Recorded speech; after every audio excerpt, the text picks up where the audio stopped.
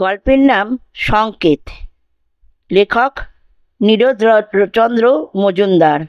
ভাষ্যপাঠে সুচিস্মিতা সরকার। বসন্তের চিঠি পেয়ে অবাক হয়ে গেলাম। ঘুরতে ঘুরতে আড়া জেলার এক কোণে গিয়ে সে আস্তানা পেতেছে, এক বিরাট পোড়ো বাড়িতে। সে লিখেছে, ও ভাই নিখিল, অবশেষে ঘোরাঘুরি অন্ত হলো বোধহয়। ঠিক যেমনটি চাই তেমনি একখানি বাড়ি পেয়েছি। বাকি দিনগুলো এইখানেই শান্তিতে কাটিয়ে দিতে পারবো মনে হয়। বাড়িটার কিছু কিছু রোজই ভেঙে পড়ছে, তবু দোতলায় খানচারেক ঘর এখনও যা আছে, আমার চেয়ে তাদের পরমায়ও বেশি এমন আশা রাখি। সেগুলিতে আমি সংসার পেতেছি। একখানাতে শুই, একখানাতে লেখাপড়া করি, আর একখানা দিয়েছি 3 কড়ির মাকে রান্না বান্নার জন্য। চতুর্থ কামরা তোমার জন্য গুছিয়ে রেখেছি। যত শিগগির পারো তুমি চলে এসো। জানো এ বাড়ির ইতিহাস? এটা ছিল রাজবাড়ি। 1857 সালে যখন প্রথম স্বাধীনতা যুদ্ধ হয়, তখন এ বাড়ির মালিক দস্তুর মতো লড়াই করেছিলেন ইংরেজদের বিরুদ্ধে। তার নাম কুমার দলপত সিং। তেজি মানুষ ছিলেন। নানা সাহেবের দরবারে রীতিমতো খাতির ছিল তার। যুদ্ধে যখন হার হলো, কুমার বাহাদুর কানপুর থেকে পিছিয়ে এলেন। কাশী, পাটনা, ছাপড়া সর্বত্রই তার কলিজার রক্ত ঝরেছিল কিছু কিছু। অবশেষে সাদা জাতের শাসনে কবরে শান্তি প্রতিষ্ঠিত হলো গোটা দেশে। দলপত সিংয়ের নামে হুলিয়া বেরোলো, যে তাকে ধরিয়ে দেবে 10,000 টাকা পুরস্কার পাবে। নিজের জেলাতেই গা ঢাকা দিয়ে এদিক ওদিক ঘোরাফেরা করতেন কুমার বাহাদুর। এখানে সবাই তাকে চিনত, মানত, ভক্তিও করত। বন্ধু, আত্মীয়, প্রজা যার বাড়িতে 2 দিনের জন্য আশ্রয় নিতেন, সে যেন স্বর্গ হাতে পেত। সাবধানে তাকে লুকিয়ে রাখত আর প্রাণপণে তার সেবা করত। মোটের ওপর খুব বেশি কষ্ট তিনি পাননি। ইংরেজের চরকে ফাঁকি দিয়ে বেশ নিরাপদে দিন কাটাচ্ছিলেন তিনি। অবশেষে বিনা মেঘে বজ্রপাত হলো। তিনি ধরা পড়লেন তার নিজের বাড়িতে। বহুদিন পরে দলপত সিং এসেছিলেন স্ত্রী পুত্রকে দেখবার জন্য। আরও 2-1 বার এমন এসেছিলেন, তখন কোনো বিপদ হয়নি, কিন্তু এবার হলো। তারই খুড়তুতো ভাই মহিনুর তেতলার জানলা থেকে একখানা কালো কাপড় ওড়ালো কমিউনিট। অদূরে বটগাছে ইংরেজের চর লুকিয়েছিল এই সংকেতের প্রত্যাশায়। সেই রাত্রেই সাদা পল্টন এসে বাড়ি ঘেরাও করলো। দলপত সিংকে টেনে বার করে তার বাড়ির ভেতরেই তাকে হত্যা করলো। তারপর থেকে রাজবাড়ি শ্রীহীন। জমিদারির মালিক হলো মহিনুর সিং, কিন্তু সে বাস করলো পাটনায় গিয়ে। 50 বছর যেতে না যেতে বাড়িটা একেবারে পরিত্যক্ত হলো। এখনকার অবস্থা দেখলে তুমি হয়তো ভয় পাবে। চারিদিকে ইট পাথর ভেঙে ভেঙে পড়ছে, আশেপাশে জঙ্গল গজিয়ে উঠেছে, পরিখার জল পচে দুর্গন্ধ ছড়াচ্ছে।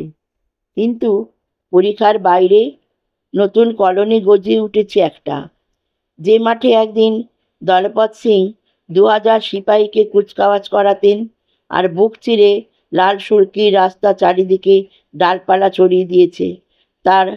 তারই গায়ে গায়ে মাথা তুলেছে পাকিস্তানি উদ্বাস্তুদের ঘরবাড়ি। প্রধানত ধনী লোকেদেরই কলোনি এটা। এখানে বিরলি বাতি পর্যন্ত এসেছে। মোটরের হর্ন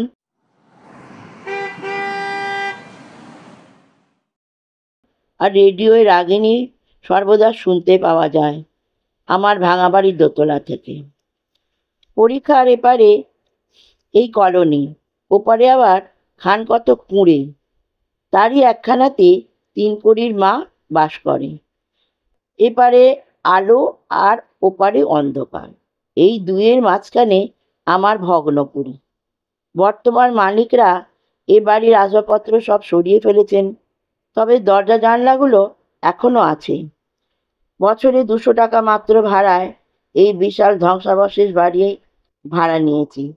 এমন সস্তায় এত ভালো জায়গা দুনিয়ায় কোথাও পাবো না আর। আমার এত ভালো লেগেছে বলেই তোমাকে আসতে না লিখে পারলাম না। তোমার বসন্ত। চিঠি পড়ে আমি তো অবাক। একটা পোড়োবাড়ির ওপর এরকম স্নেহ, নির্জনতা সে ভালোবাসে জানি, তাই বলে সারা জীবন একটা ভাঙা বাড়ির মধ্যে নিজেকে কবর দিয়ে রাখতে হবে? এ কি পাগলামি! বয়স তার সবে 30, অর্থ সামর্থ্য মন্দ নয়, ছবি আঁকতে পারে, লেখক হিসেবেও নাম করেছে একটু। সেই লোক যদি এভাবে পৃথিবীর বাইরে চলে যেতে চায়, তাহলে বন্ধুর কর্তব্য হবে তাকে ধরে এনে ডাক্তার দেখানো। বন্ধু বলতে শুধু আমি, কাজেই আমায় যেতে হবে। এক শীতের প্রভাতে আড়ায় গিয়ে হাজির হলাম। সঙ্গে নিজের গাড়ি ছিল। পথের বিবরণ বসন্ত চিঠিতে বিশদভাবেই পেয়েছি, কাজেই বাহাদুরনগরে পৌঁছতে কষ্ট হলো না। আমার আসবার আগে বন্ধুকে চিঠি দিইনি। তার সঙ্গে দেখা হওয়ার আগে একা স্বাধীনভাবে বাড়িটা দেখে নিতে চাই আমি। এই সেই কলোনি, লাল সাদা গেরুয়া রঙের ছোট ছোট বাড়ি, ফুলবাগানের ফ্রেমে আঁটা একখানি ছবি যেন। পুল আছে, পাথরের পুল। 200 বছর আগে পুলের মুখে শান্তির ঘর আর লোহার দরজা ছিল, এখনো তার চিহ্ন আছে। পুলের উপর দিয়ে ভাঙা রাজবাড়ির হাতায় এসে পৌঁছলাম। কি জঙ্গল চারিধারে, কিন্তু বড় গাছের জঙ্গল নয়, ছোট ছোট আগাছা।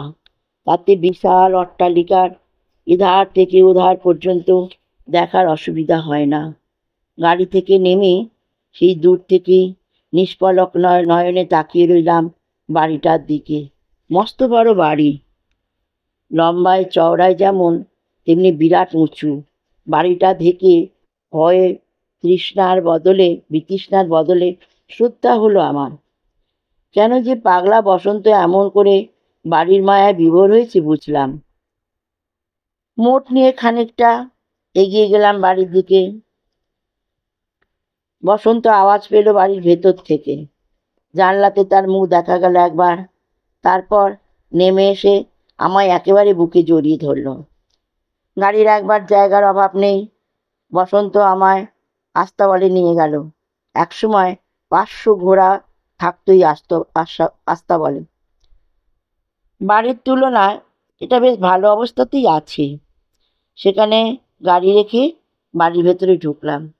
প্রথমেই সিংহদ্বার, মোটা লোহার পাতে মোড়া জবরদস্ত কাঠের দরজা, তার ডাইনে বাঁয়ে মাথার উপরে তেতলা সমান উঁচু পাথরের দেওয়াল। ভিতর থেকে যদি সিংহদ্বার বন্ধ করে দেওয়া যায়, কারও সাধ্য নেই বাড়িতে ঢুকবে। সিংহদ্বারের পর একটা ঘর, দরবার ঘরের মতো, বহু স্তম্ভের মাথায় নকশা করা, ছাদের কিয়দংশ এখনো বর্তমান। ভাঙা দিকটা দিয়ে চওড়া পাথরের সিঁড়ি উপরে উঠে গিয়েছে। সিঁড়ির পাশে একসময় কাঠের রেলিং ছিল, তার চিহ্ন এখনো আছে। বসন্ত বলল, বাড়ির মালিকরা রেলিংগুলো খুলে নিয়ে বিক্রি করে দিয়েছে। সিঁড়ি চওড়া, রেলিং না থাকলেও গড়িয়ে পড়বার আশঙ্কা নেই।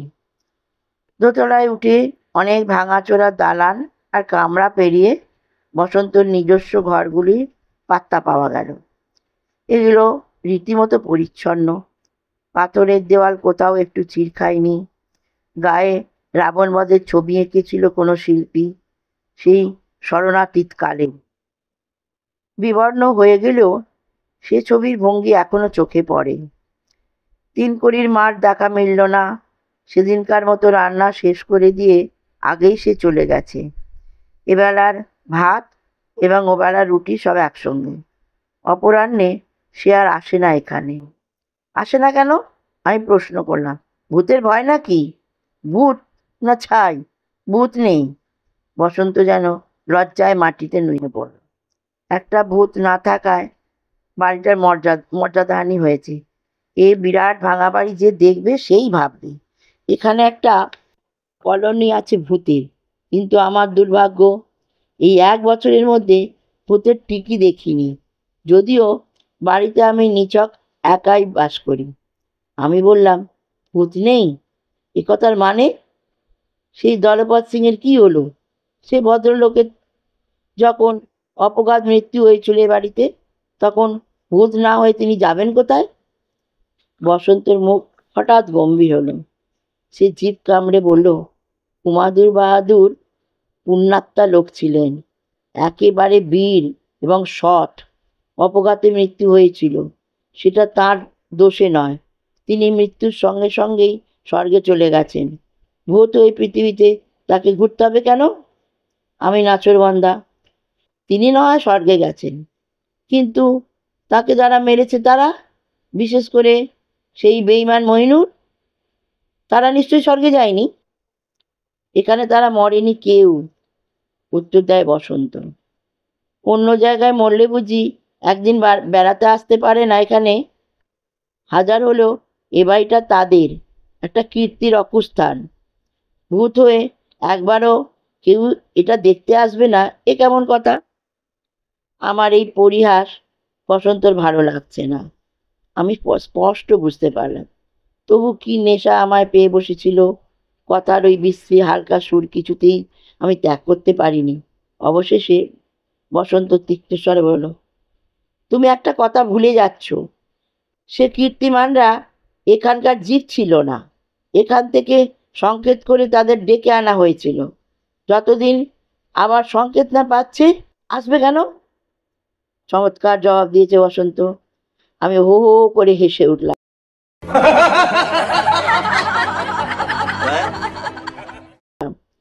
ভূতের কথা ছেড়ে দুজনে খেতে বসা গেল।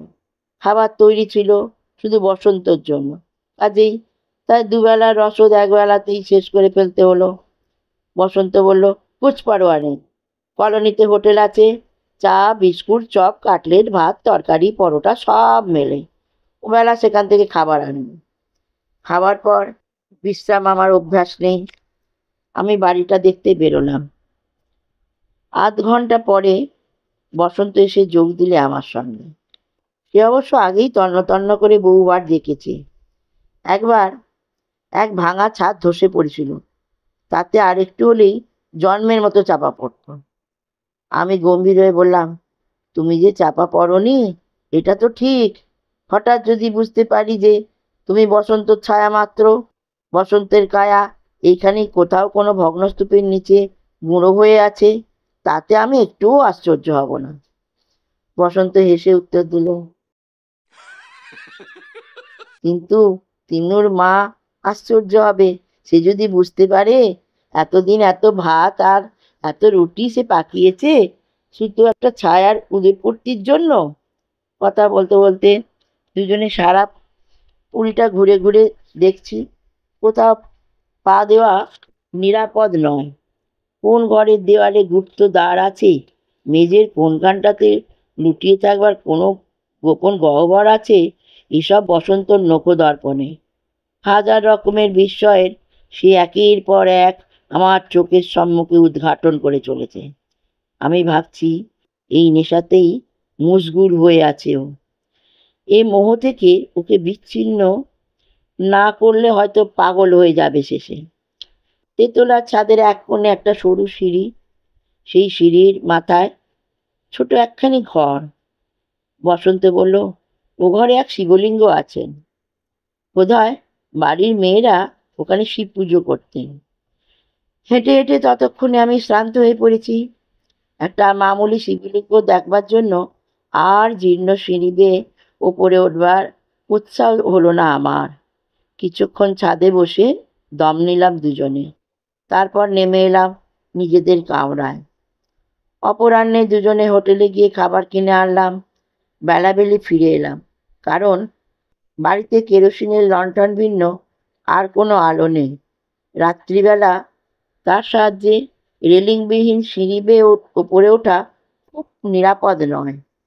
সিংহদ্বারে হরঘর হেঁটে দুই বন্ধু যখন দোতলায় উঠলাম, তখনও সূর্য অস্ত যায়নি।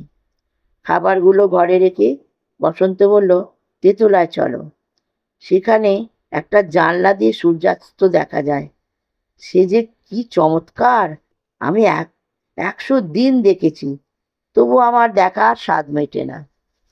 বসন্তর সঙ্গে সেই তেতলার জানলায় গিয়ে বসলাম।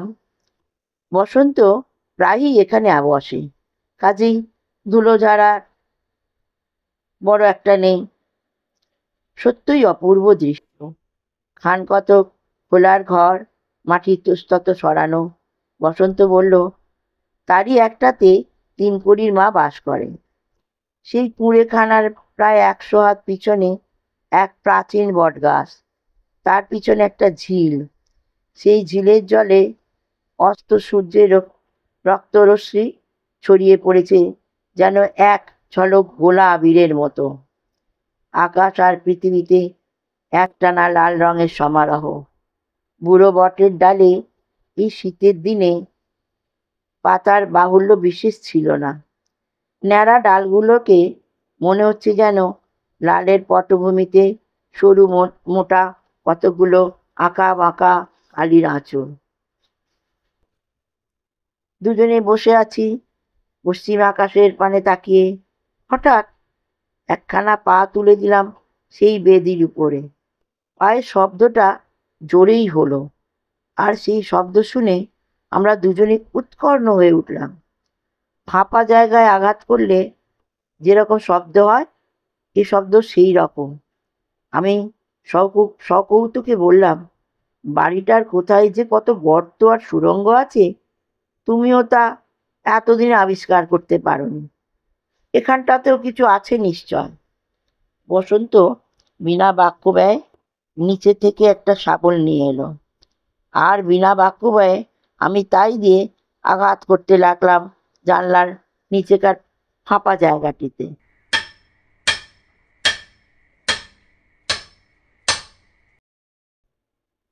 দুটুকরো পাথর খুলে একটা অগভীর গর্ত দেখা দিল।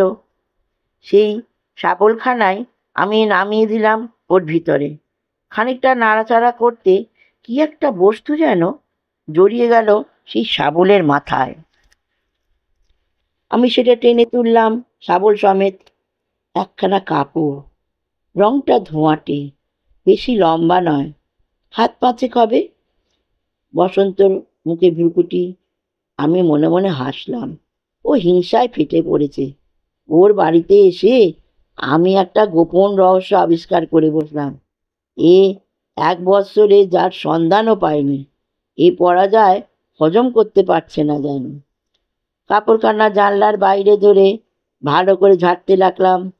ধুলো তাতে আছে, কিন্তু সে ধুলো ঝাড়লে যাবার নয়, তা আমি জানি।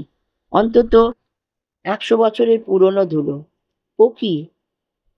আর হঠাৎ আহত বুলডগের মতো একটা ক্রুদ্ধ গর্জন করে বসন্ত হাত বাড়িয়ে চাদরখানা আমার হাত থেকে কেড়ে নিলে। করছো কি তুমি? হ্যাঁ? বিস্ময়ে হতবাক হয়ে আমি ওর পণ্যে তাকাই। এই যে সেই কাপড় যা দিয়ে পাপিষ্ঠ মহিনুর সেদিন ইংরেজদের চরকে সংকেত করেছিল। এই বলে সে ভয়ে তাকাতে লাগলো ওই ন্যাড়া বটগাছটার দিকে, যেন ওর আঁকা বাঁকা ডালের আড়ালে সে কোনো লুক্কায়িত চরের সাদা মুখ দেখতে পেয়েছে। কথাটা আমারও মনে লাগলো। খুব সম্ভবত এটা সেই কাপড়, আর খুব সম্ভবত এই জানালা দিয়েই মহিনুর ওই বটগাছের দিকে সংকেত করেছিল। কিন্তু তা যদি হয়, তাতে বসন্তর এমন বিচলিত হবার কি আছে? বুঝতে না পেরে আমি ফ্যাল ফ্যাল করে ওর দিকে তাকিয়ে আছি দেখে সে রেগে উঠল ভয়ানক। জানালাটা বন্ধ করে দিয়ে কালো কাপড়খানা তার নিজস্ব গর্তের ভিতর নিক্ষেপ করলো তখনই। তারপর পাথর দিয়ে গর্ত বন্ধ করতে করতে সে গজরাতে লাগলো, আস্ত বোকা! ও সংকেতে কি অনর্থই না ঘটেছিল সেদিন, আজ আবার তেমন কিছু হয় যদি? আমি আকাশ থেকে পড়লাম। আজ আবার অনর্থ? কিরকম অনর্থ? কে ঘটাবে অনর্থ? কেন ঘটবে? ঝড়ের বেগে প্রশ্নের পর প্রশ্ন করি আমি। উত্তর দেবার আগে সে আমার হাত ধরে টেনে নামিয়ে নিয়ে এলো দোতলায়, নিজের ঘরে। তখন সন্ধ্যা হয়ে এসেছে প্রায়। ম্লান গোধূলির আলোয় সিংহদ্বারের দিকে তাকিয়ে সে বলল মৃদু কণ্ঠে, ওই দৌড় খুলে আমরা পালাই, চলো, এখনো সময় আছে। তারা আসবার আগে আমরা পালিয়ে যেতে পারবো। হোটেলে একটা রাত্রির মতো আশ্রয় পেতে পারবো। চলো, এখনই চলো, এরপর তারা এসে পড়বে হয়তো। কারা? কারা এসে পড়বে? আমি কিছু বুঝতে না পেরে পাগলের মতো চেঁচিয়ে উঠলাম। কিছু বুঝতে পারছিলাম না। কেবলে এইটুকু ছাড়া যে অবাগা বসন্ত বদ্ধ পাগল হয়ে গেছে। আমার প্রশ্ন শুনে বসন্ত আমার দিকে স্থির দৃষ্টিতে চাইল। আমিও ভালো করে তাকিয়ে দেখলাম তার দিকে। না, তার চোখে পাগলামির কোনো আভাস নেই। তবে এসব কি বলছে ও? বসন্ত বললে, কারা এসে পড়বে বুঝছো না? সেই সেদিন যারা এসেছিল, মনে করছো তারা আর নেই? পাগল! তারা মরেছে বটে, কিন্তু তাদের হিংসা মরেনি। পাপ দীর্ঘজীবী। রক্তের তৃষ্ণা একবার জাগলে সহজে তা মেটে না। একটা দলপত সিংহের রক্তপান করে সেই 200 গোড়া সৈনিকের রক্তপিপাসা চিরদিনের মতো ঠান্ডা হয়ে গেছে ভেবো না। তারা আবার একটা সংকেত পাবার প্রত্যাশায় আছে এই প্রায় 100 বছর ধরে। সে সংকেত আজ তারা পেয়েছে, সেই একই জানালা দিয়ে থেকে, সেই একই কালো কাপড়ের সংকেত। আজ তারা আসবে, ঠিক যেভাবে সেদিন এসেছিল। আমি রীতিমতো ভয়ার্ত হয়ে পড়লাম। সে শুধু ওর ভয়ের ছোঁয়াচ লেগে। পরক্ষণে জোর করে হেসে উঠলাম। কি বলছো বসন্ত? কিসের সংকেত? কিসের রক্তপিপাসা? যত আজগুবি কথা ভেবে ভেবে এই 1 বছর ধরে তুমি নিজের মাথা খেয়েছো। চলো খেতে বসা যাক। খেয়ে লম্বা ঘুম, তারপর সকালে তোমায় নিয়ে বাংলা মুল্লুকে ফিরে যাচ্ছি আমি। ফিরে যেতে চাইলেই ওরা তোমায় যেতে দেবে? এসে তুমি উড়িয়ে দিলে আমার কথা। বেশ, তুমি যদি মরতে রাজি থাকো, আমিও আছি, দেখি কি হয়। দুজনে গিয়ে খেতে বসলাম। কেরোসিনের আলো জ্বলছে মিট মিট করে। চারিদিকে থমথমে গুমোট। বাতাসের আভাস নেই কোথাও। জানলা খোলা আছে, কিন্তু কলোনিতে একটাও আলো জ্বলেনি এখনো। ওখানে বাড়িতে বাড়িতে গলিতে গলিতে বিরলি বাতি আছে দেখে এসেছি। ওদিককার লাইন ফিউজ হয়ে গেল নাকি? মনের ভাব ভাষায় প্রকাশ করা মাত্র বসন্ত তিক্ত হেসে বলল, তুমি তা এতক্ষণে লক্ষ্য করলে? আমি বহুক্ষণ আগেই দেখেছি। আলো দেখা যাচ্ছে না। রোজ যায়, আজ দেখা যাচ্ছে না। ফিউজ হয়নি। বাড়িতে বাড়িতে 100 আলো জ্বলছে ওখানে। শুধু আলোর কথা ভাবছো তুমি? আমি ভাবছি গ্রামাফোন রেডিওর গানের কথা। রোজ প্রতি বাড়ি থেকে তার আওয়াজ পাই, আজ পাচ্ছি না। এসবের মানে? মানে বাইরের পৃথিবী থেকে এ বাড়িটা বিচ্ছিন্ন হয়ে গেছে। বিচ্ছিন্ন করে দিয়েছে ওরা। ওই বাইরে দেখছো জমাট অন্ধকারের দেওয়াল? ও অন্ধকার এ পৃথিবী নয়, প্রেতলোকের। আমি চকিতে স্তব্ধ হয়ে বসা থেকে লাফিয়ে উঠলাম। বসন্তর হাত ধরে তাকে তুললাম। বললাম, চলো, আমরা এখনই বেরিয়ে যাব। তুমি যা বলেছিলে, হোটেলে রাত কাটাবো আজ। তোমার এসব আজগুবি কথায় বিশ্বাস করি না, কিন্তু তুমি যেরকম ভয় পেয়েছো, তাতে এখানে তোমাকে আর তিলার্ধ থাকতে দেওয়া উচিত হবে না। চলো। আমার সঙ্গে ঘর থেকে বেরিয়ে যেতে যেতে বসন্ত বলল, চলো, কিন্তু বেশি দূর যেতে হবে না। ওরা এসে গিয়েছে। বাড়িটা ওরা ঘিরে বসে আছে। এখন বাইরে যাওয়া মানে ওদের মুখে ঝাঁপিয়ে পড়া। অবশ্য তাতে কিছু আসে যায় না। মরতে যখন হবেই, 2 মিনিট আগে না হয় পরে। এতক্ষণে আমারও যেন ধারণা হলো যে অনৈসর্গিক একটা কিছু ঘটতে চলেছে। রক্তের গন্ধ পাচ্ছি চারিদিকে। বাতাস বইছে না, কিন্তু একটা শিরশির আওয়াজ কানে আসছে। কারা যেন ফিস ফিস করে কথা কইছে, ঠিক আমার পাশে দাঁড়িয়ে। একটা অশীব প্রভাব বিশাল পাষাণপুরীকে গিলে ধরেছে যেন। এখান থেকে পালাতে হবে, পালাতেই হবে। সিঁড়ির উপরে লণ্ঠন রেখে হাতড়ে হাতড়ে নিচে নেমে গেলাম। দরবার হল পেরিয়ে সিংহদ্বারে এসে পড়লাম। ভগবানকে ডেকে আগল খুলে ফেললাম এক টানে। কর্কশ আওয়াজ তুলে ভারী কাঠের পাল্লা পিছনে সরে গেল।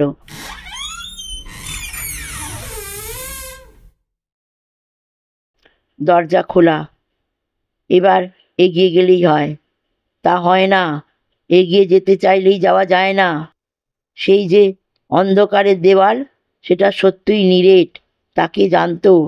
এক পা অগ্রসর হলেই সেই দেওয়ালে ধাক্কা খাচ্ছি, ঠিক যেন একটা কালো পাহাড় আমাদের পথ আটকে দাঁড়িয়ে। বসন্ত চুপি চুপি বলল, দেখছো, যাবার পথ নেই।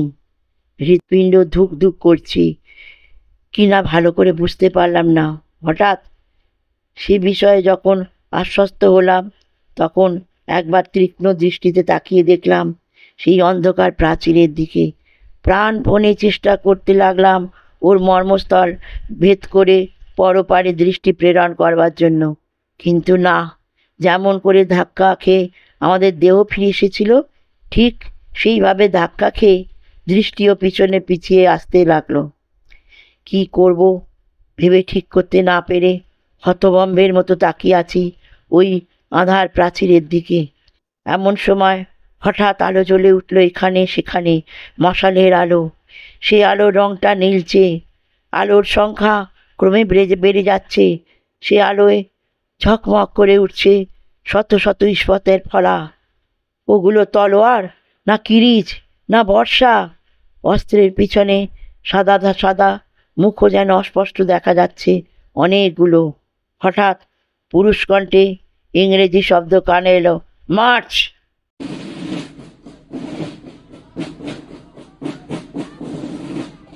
সেই আধো আলো, অন্ধকারের নিরেট দেওয়াল হঠাৎ যেন জ্বলে উঠে আমাদের দিকে এগিয়ে আসতে চায়। আমি বসন্তের হাত ধরে সিংহদ্বারের এপিঠে পিছিয়ে এসে বিদ্যুতের মতো ক্ষিপ্র হস্তে দ্বারে অর্গল এঁটে দিলাম। আর সেই মুহূর্তে ও পিঠে যেন হাজারটা দানব একসঙ্গে চিৎকার করে উঠল দারুণ আক্রোশে।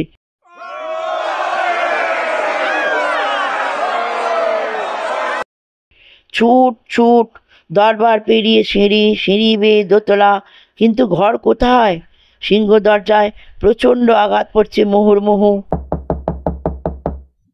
যেন 10টা হাতি ছুটে এসে হুমড়ি খেয়ে পড়ছে ওর ওপর। এ আক্রমণ সহ্য করে শতাব্দীর পুরনো কাঠের দরজা কতক্ষণ খাড়া থাকবে? প্রলয় কোলাহল চারিদিকে, ইংরেজি ভাষায় নারকীয় তর্জন, মারো, কাটো, ফাঁসি দাও বিদ্রোহীকে, আগুনে পোড়াও বাচ্চাদের, মেয়েদের ধরে বাঁধি করে নিয়ে চলো। নানা রকম চিৎকার আর শাসানি, মরমর মরাত।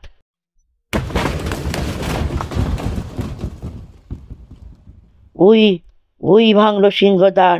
আর উপায় নেই, এবার মৃত্যু। বসন্ত আমার হাত ধরে তেতলার দিকে ছুটল। জিজ্ঞাসা করলাম, কোথায়? হতাশ কণ্ঠে সে উত্তর দিল, কোথায় আর, চলো তেতলার ছাদে। যতক্ষণ বাঁচি চেষ্টা করতে হবে। যদি সেখানে না যায়? কেন যাবে না? ওই যে দোতলার সিঁড়িতে ধূপ ধূপ পায়ের শব্দ।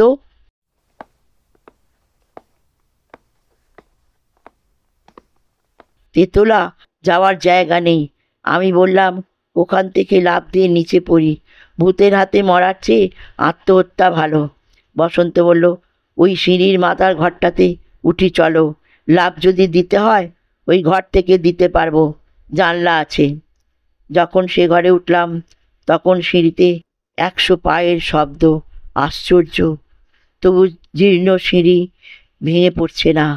ঘরের অন্ধকারে তবু কি জানি কিসের আলো শিবলিঙ্গের ওপর পড়ল।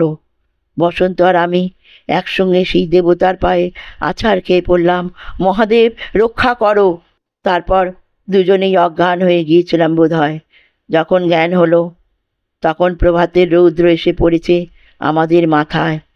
দুজনে দুজনের মুখের দিকে তাকাই। স্বপ্ন? না, স্বপ্ন নয়। সমস্ত বাড়ি লণ্ডভণ্ড হয়ে গেছে এক রাত্রে। দরজা জানলা উপড়ানো। আমাদের খাট বিছানা পরিকার জলে ভিজে ছপছপ করছে। সবচেয়ে সর্বনাশ, মোটরখানি চূর্ণ বিচূর্ণ।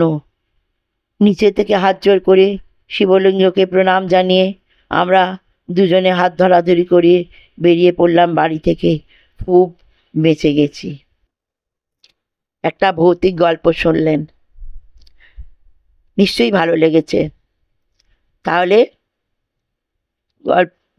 গল্পটি সাবস্ক্রাইব তো অবশ্যই করবেন, শেয়ার লাইক করবেন, কমেন্টও করবেন, নাহলে আমি বুঝতে পারবো না যে কার কীরকম লাগলো। আর আমাকে উৎসাহিত করার জন্য এগুলো অবশ্যই করবেন। আর বেল আইকনটা ভীষণভাবে প্রেস করবেন যাতে আমি গল্প পোস্ট করলেই আপনারা পেয়ে যান।